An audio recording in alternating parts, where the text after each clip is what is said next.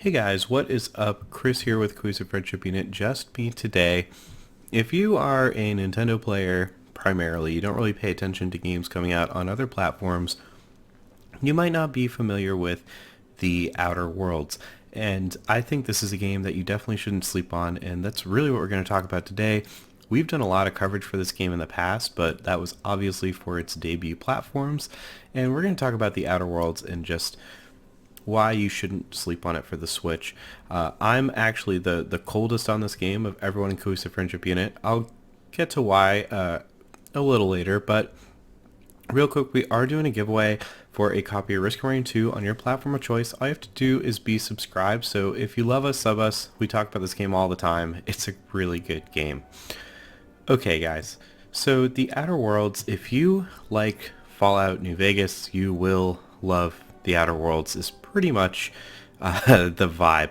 It is a sci-fi first-person role-playing game with a heavy emphasis on role-playing. There's a lot of dialogue, a lot of branching paths and quests, and you're not playing this for the first-person shooting. You're playing this for the storytelling, the quest development, the exploration, and the role-playing, the character building.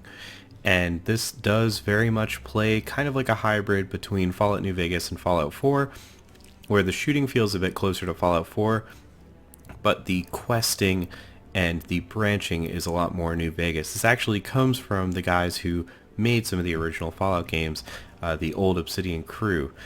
And what's really cool about this game is it perfectly captures that New Vegas vibe.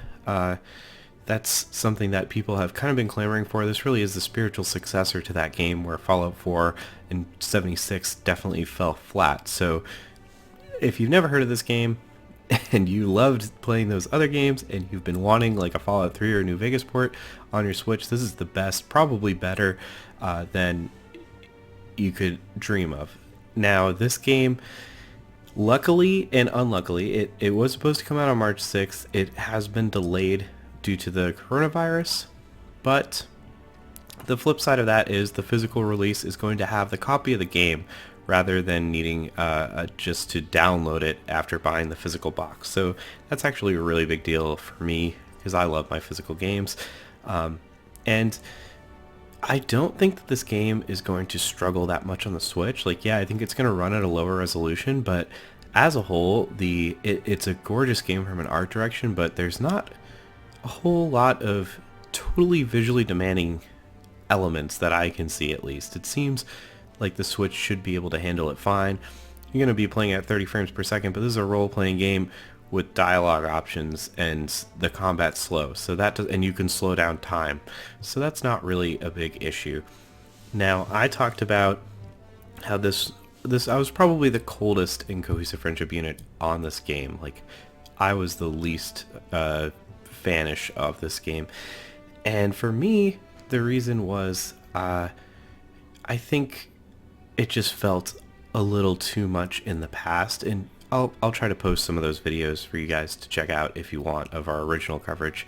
Felt a little much in the past, but if that's something you're looking for, then you're going to be super happy. I will say the thing that I personally love the most is the main quest will stop for no one. For instance, you can kill the guy who gives you the quest objective, the quest will continue. You'll have to go somewhere, find someone else. You can just keep killing people in the main quest, like core characters that give you objectives.